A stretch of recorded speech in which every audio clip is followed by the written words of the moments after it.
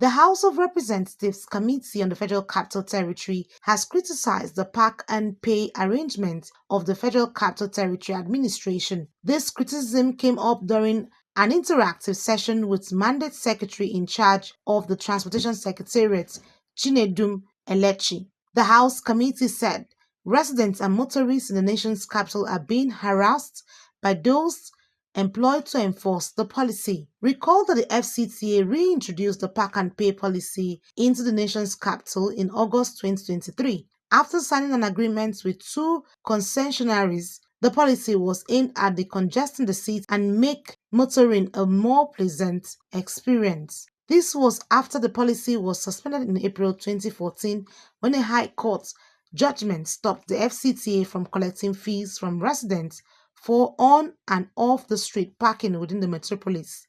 The court ruled that the policy was not backed by law.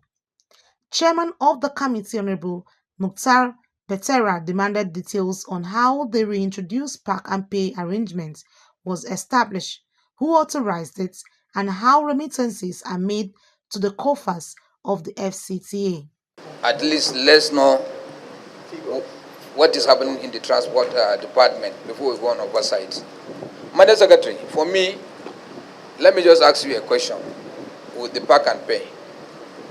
The pack and pay, I don't know.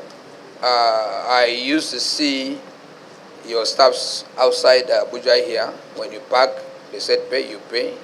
You understand? I don't know who authorized or gave approval for that pack and pay.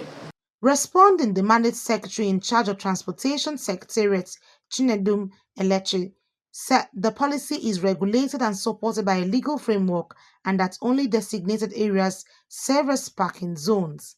He added that it is revenue paid through concessionaries as it is 60% and 40% goes to FCT. We have a regulation now guarding it's called 2019 parking regulation.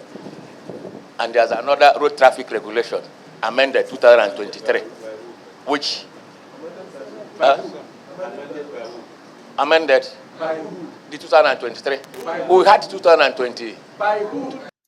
The committee chairman, however, queried the Mandate Secretary about the contract process.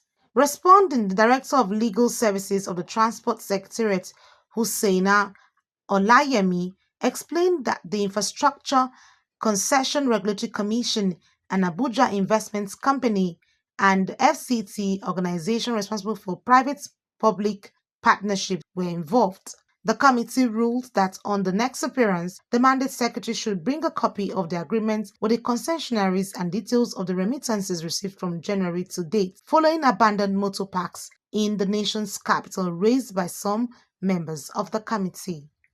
Anieti Patrick, Core TV News, Abuja.